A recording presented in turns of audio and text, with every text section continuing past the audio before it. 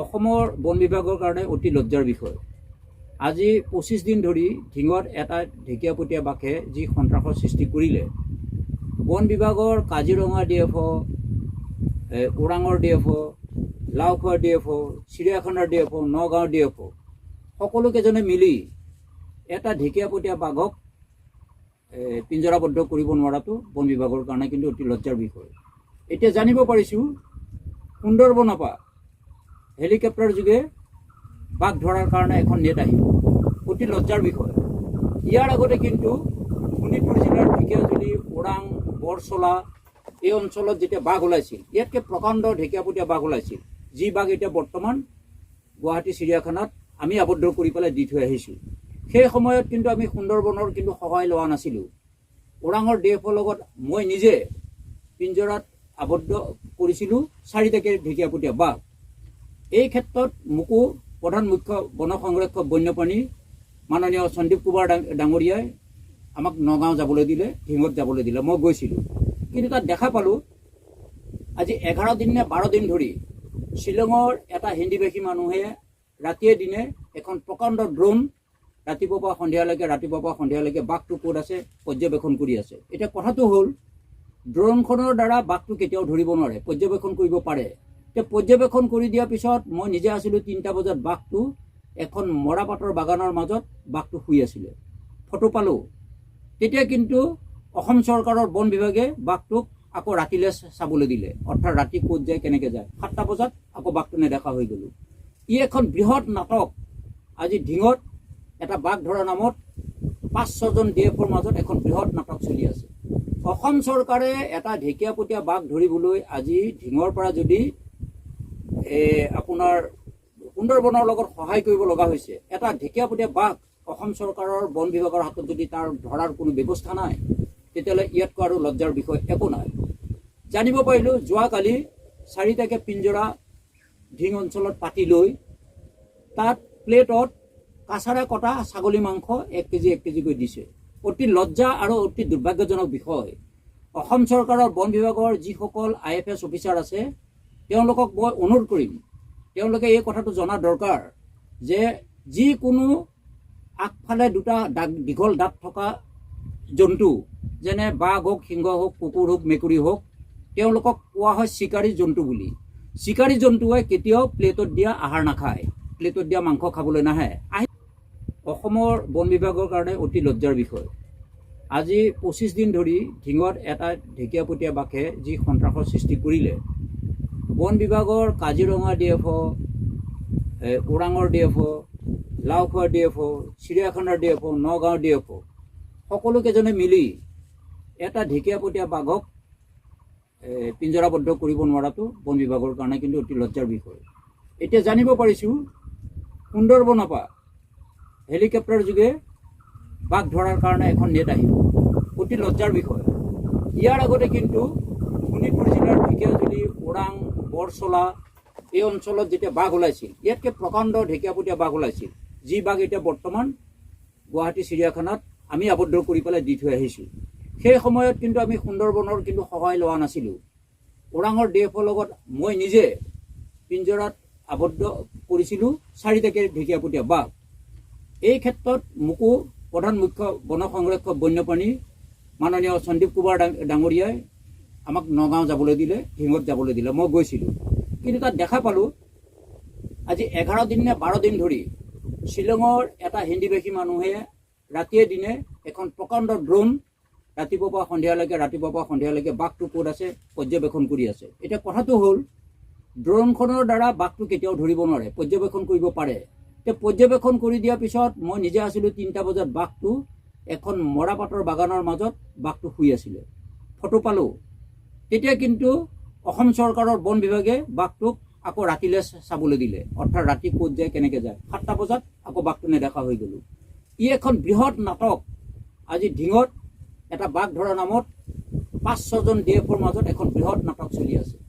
অসম চৰকাৰে এটা ঢেকীয়াপতীয়া বাঘ ধৰিবলৈ আজি ঢিঙৰ পৰা যদি আপোনাৰ সুন্দৰবনৰ লগত সহায় কৰিব লগা হৈছে, এটা ঢেকীয়াপতীয়া বাঘ অসম চৰকাৰৰ বন বিভাগৰ হাতত যদি তাৰ ধৰাৰ কোনো ব্যৱস্থা নাই, তেতিয়াহ'লে ইয়াতকৈ আৰু লজ্জাৰ বিষয় একো নাই। জানিব পাৰিলোঁ যোৱাকালি 4টাকে পিঞ্জৰা ঢিং অঞ্চলত পাতি লৈ তাত প্লেটত কাছাৰে কটা ছাগলী মাংস 1 কেজি 1 কেজিকৈ দিছে। অতি লজ্জা আৰু অতি দুৰ্ভাগ্যজনক বিষয়। অসম চৰকাৰৰ বন বিভাগৰ যিসকল IFS অফিচাৰ আছে তেওঁলোকক মই অনুৰোধ কৰিম, তেওঁলোকে এই কথাটো জনা দৰকাৰ যে যিকোনো আগফালে দুটা দীঘল দাঁত থকা জন্তু যেনে বাঘ হওক, সিংহ হওক, কুকুৰ হওক, মেকুৰী হওক, তেওঁলোকক কোৱা হয় চিকাৰী জন্তু বুলি। চিকাৰী জন্তুৱে কেতিয়াও প্লেটত দিয়া আহাৰ নাখায়, প্লেটত দিয়া মাংস খাবলৈ নাহে। আহিব যেতিয়া তাক পিঞ্জৰাবদ্ধ কৰি কোনোবা এখন চিৰিয়াখানাত ৰখা হ'ব, সি 7 দিনলৈকে একো নাখায়। 7 দিনৰ পিছত তেওঁ অসমৰ IFS বন বিভাগৰ DFO সকলক মই অনুৰোধ কৰিম, আপোনালোকে এইটো কথা জনা দৰকাৰ যে যিবোৰ জন্তুৰ আগফালে দুটাকে দীঘল দাঁত থাকে, অৰ্থাৎ বাঘ, সিংহ, কুকুৰ, মেকুৰী, শিয়াল, এইবোৰ জন্তুক চিকাৰী জন্তু বুলি কোৱা হয়। চিকাৰী জন্তুৱে কেতিয়াও প্লেটত দিয়া আহাৰ নাখায়। আপোনালোকে এই কথাটো জনা দৰকাৰ। অতি লজ্জাৰ বিষয়, যোৱাকালি 4টাকে ঢিং অঞ্চলত পিঞ্জৰা পাতি প্লেটত আহাৰ দি পেলাই, অৰ্থাৎ ছাগলী কাছাৰে কটা ছাগলীৰ মাংস 1 কেজিকৈ আনি পিঞ্জৰাৰ ভিতৰত দি বাঘ ধৰিবলৈ ফান পাতিছিলে। এই কথাটোৱে অসমৰ বন বিভাগক লজ্জিত কৰিছে। এইকাৰণে কৰিছে যে কোনো জন্তুৱে, যি জন্তুৰ আগফালে দুটাকে দাঁত থাকে, সেই জন্তুৱে কেতিয়াও প্লেটত দিয়া আহাৰ নাখায়। খাব, কেতিয়া খাব? যদিহে বাঘটো আমি পিঞ্জৰাবদ্ধ কৰি কোনো চিৰিয়াখানালৈ আমি পঠাই দিলোঁ, তেতিয়া তাত 6-7 দিনলৈকে কিন্তু সেই বাঘটোৱে কোনো আহাৰ নাখায়। শেষত পিঞ্জৰাবদ্ধ হৈ যোৱাৰ পিছত ভোকৰ লালসাত তেওঁ প্লেটত দিয়াও আহাৰ খাব, কাটি দিয়াও আহাৰ খাব, যি আহাৰ হয় তেতিয়া খাব। যদিহে বাঘটো বনাঞ্চলৰ পৰা ওলাই আহি আপোনাৰ ৰাজহুৱা স্থানত ঘূৰি থাকে, অৰ্থাৎ বনৰীয়া হৈয়ে থাকে, পোহনীয়া যেতিয়ালৈকে নহয়, তেতিয়ালৈকে কিন্তু কোনো প্লেটত দিয়া আহাৰ খাবলৈ বিশেষকৈ ঢেকীয়াপতীয়া বাঘ নাহে। তেওঁলোকে চিকাৰ কৰি খায়, তেওঁলোকৰ নখ আছে, দাঁত আছে, আগফালে দুটা দীঘল দাঁত আছে। সেইকাৰণে তেওঁলোকে চিকাৰ কৰি খোৱাৰ কাৰণে তেওঁলোকক চিকাৰী বাঘ বুলি, চিকাৰী মেকুৰী বুলি, চিকাৰী শিয়াল বুলি, চিকাৰী সিংহ বুলি কোৱা হয়, যাৰ দুটা আগফালে দাঁত থাকে। তেনেকুৱা জন্তুৱে কেতিয়াও কিন্তু বনৰীয়া জন্তুৱে প্লেটত আহাৰ দিলে প্লেটৰ আহাৰ খাবলৈ নাপায়। কিন্তু আচল কথাটো হ'ল, বন বিভাগ নামৰ বিভাগটোৱে যোৱাকালি ঢিঙত কাছাৰে কটা ছাগলী মাংস আনি 1 প্লেট 4টা পিঞ্জৰাত দি পেলাই পতাটো বন বিভাগৰ কাৰণে লজ্জাৰ বিষয়। দ্বিতীয়তে, অসমৰ বন বিভাগৰ হাতত যদি এটা ঢেকীয়াপতীয়া বাঘ পিঞ্জৰাবদ্ধ কৰিব পৰাকৈ যোগাৰ নাই, অৰ্থাৎ তেওঁলোকৰ সা সৰঞ্জাম নাই, তেতিয়াহ'লে অসম চৰকাৰে অতি লজ্জাৰ বিষয় যে এটা বাঘ ধৰিবৰ কাৰণে আপোনাৰ অসমৰ বাহিৰৰ পৰা, সুন্দৰবনৰ পৰা নেট আনি পেলাই এটা ঢেকীয়াপতীয়া বাঘ ধৰিব অনা কথাটো লজ্জাৰ বিষয়। যিহেতু অসম চৰকাৰে আমাক স্বীকৃতি দিব নালাগে, অসম চৰকাৰে আমাক বা ক'ব নালাগে, কিন্তু মোৰ নিচিনা মানুহে ঢেকীয়াপতীয়া বাঘ বৰচলা শিঙৰি ঢেকীয়াজুলি অঞ্চলত মই 4টাকে বাঘ মই নিজেই পিঞ্জৰাত আবদ্ধ হৈ ধৰি দিছিলোঁ। এই ফটোৱে প্ৰমাণ কৰিব। সেই সময়ত আমি যেতিয়া বাঘ ধৰি দিছিলোঁ, আমাৰ কোনো প্ৰচাৰ নাছিল। আমি কেৱল বাঘটো ৰাইজক সান্তনা দিবৰ কাৰণে, ৰাইজৰ অসুবিধাটো আমি সৃষ্টি কৰাৰ কাৰণে, যিটো মষিমূল কৰিব পাৰি সেইটোৰ কাৰণে আমি বাঘ ধৰি দিছিলোঁ। এতিয়া দেখা পালোঁ আধুনিক যুগ, কেৱল ড্ৰোন উৰাই পেলাই 11 দিন, 12 দিন, 15 দিন হৈ গ'ল, ঘণ্টাৰ পিছত ঘণ্টা সময় নষ্ট কৰি লৈ পেলাই ঢিং অঞ্চলত ঢিঙৰ ৰাইজে ক'ব কেৱল ড্ৰোনত বাঘটো দেখা পায়, ফটোখন পায়, বাঘটো দেখা পায়, ফটোখন পায়। বাঘ আৰু ফটো দেখা পোৱাৰ কাৰণে ড্ৰোনখন ব্যৱহাৰ কৰা হ'ল। উদ্দেশ্যটো আছিল কি? ড্ৰোনখন উদ্দেশ্যটো আছিল বাঘটো দেখাৰ পিছত বন বিভাগে বাঘটো ধৰিব লাগিছিল। যিহেতু ঢিং অঞ্চলত আজিও খেতি পথাৰত পানী থকা পিছতো কিন্তু কোনো এজন মানুহে এটা গোজ লগাব পৰা নাই, এমুঠি কঠীয়া লগাব পৰা নাই। এই সমস্যাটো দূৰ কৰিবলৈ বাঘটো তাত ধৰিব লাগিছিল।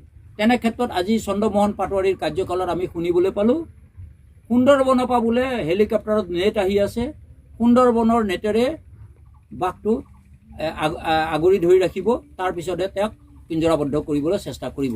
এটি লজ্জাৰ বিষয়। আৰু ইয়াত ৰহস্য আছে। আমি চিন্তা কৰিছোঁ যে এই বাঘটো ধৰাৰ নামত কোটি কোটি টকা কেলেংকাৰী হ'ব। কোনোবা বিষয়াই হয়তো সুন্দৰবনৰ পৰা নেট অনা পা বুলি, বাঘটো পিঞ্জৰা পতা পা বুলি ধনৰ লেনদেন হ'ব বুলি আমাৰ সন্দেহ হৈছে।